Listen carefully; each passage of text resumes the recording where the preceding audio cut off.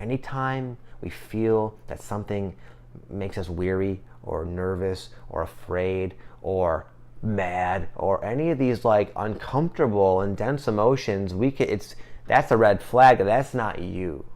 That's not your true self. Okay? And we're in a time of becoming in contact with our true self.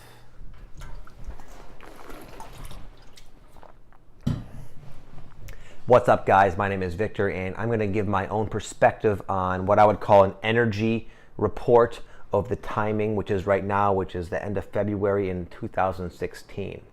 Now, personally, I'm finding it, I'm having the I got it, I lost it symptomology. And I got that quote, that idea from a spiritual teacher named Ascension. He calls it the I got it, I lost it syndrome. And it's about being present and enlightened one day or one moment, and then falling back deeply unconscious and being driven by your ego self another day. I'm finding this is playing out big time with my own life. And like the contrast is profound. It's very obvious and noticeable. I could be going for days kind of like acting out of my fearful, egoic, conditioned mindset.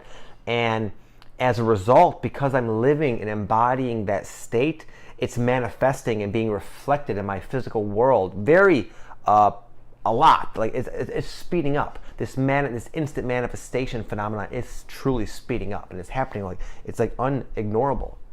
And then like I'll sit with it, and I'll finally say like, why is this happening? What am I doing? And once I start kind of the self-inquiry process, it might take a few moments. Sometimes it'll take a day or two, but I'll eventually kind of come out of it, and I'll say, wow, you were doing that. You were acting as if you were acting from that place because fill in the blank.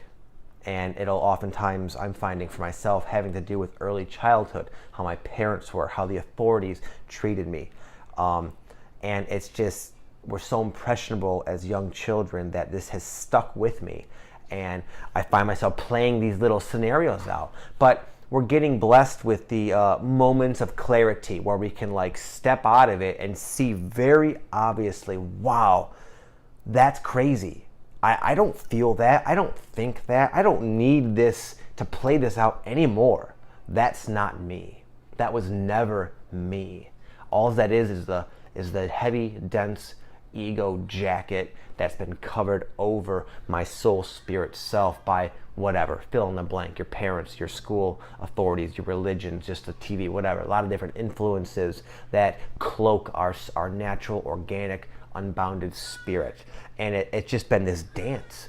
Like for the past few days, I've had these serious concerns about this one of my hobbies, one of my professions. I'm a medical marijuana grower.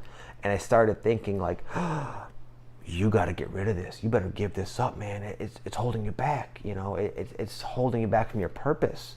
And it seemed kind of logical, but as I started to talk about it with people, it started to really become obvious. Like this is not right. This doesn't make any sense. Giving this up would be a real bad thing for you financially, Vic. Me.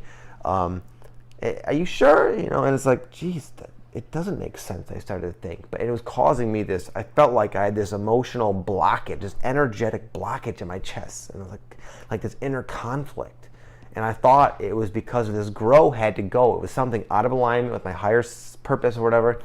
But come to find out, through closer examination, and fortunately I have some people I can bounce my ideas off of, it became apparent to me that the notion that I must get rid of that is stemming from like a fear-based attitude I have towards marijuana as a whole. Because when I was a little kid, you know, I was 13, 14, I started smoking weed, and I got caught by my parents and with like the school, and it was said to be bad. You shouldn't do that. It's wrong. It's just what you want to do with your life. This is not good. You're this. You should be doing this sort of thing. And again, that has become baggage for myself, and it's been influencing, obviously, even now. I'm 31 years old, and I started questioning something I'm passionate about. I love doing it. I'm very good at it, and I put in my time and energy and effort into it to becoming very good. For me, it's an artistic expression. It's connecting with nature in a very intimate way, and there's nothing wrong with it. Okay, but again, I lapsed into such a deep unconsciousness that I truly was about to like go down there. I was about to go down there and cut it all down, even though it like pays my bills. It's insane. And I'm just curious, are you guys experiencing this dance, this back and forth dance? I'm sure it's happening to varying degrees and to varying stages of your awakening process. Perhaps you're just duly waking up and you're having less moments of clarity, and you're more of your time is being occupied by your ego. And if that's you, then just understand it's okay. And you'll become more and more and more and more and more conscious. And you'll start to see the ego for what it is. And that's kind of where I'm at. I'm starting to see the ego for what it is. My ego is really just like a younger, I see it almost like in a vision in my head, like a younger version of myself. I see myself as a young child who's afraid, who's insecure, who's wounded, who's sad, who's depressed, who feels worthless. And I felt that way just because that's how I was brought up, to feel that way. And it wasn't my parents' fault, no resentment towards them. They were taught unconsciously by their parents. But now we are in the process of waking up out of this like mass delusion we've been living in. And it's quite interesting. And this is kind of like, I'm not an astrology expert, but I like to watch various astrology sources. Tom Lesher, he's a stud, he's really good, and he talked a lot about this. Talked a lot about like,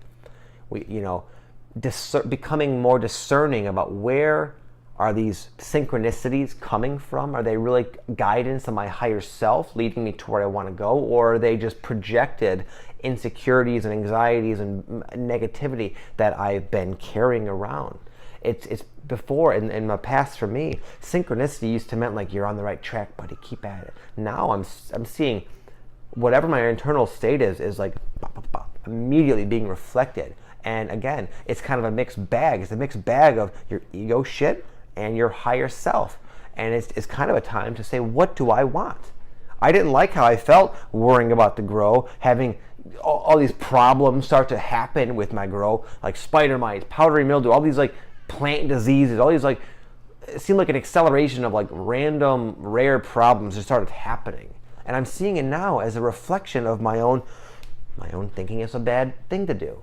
And I had to really say, are these synchronicities saying that you need to leave this situation behind?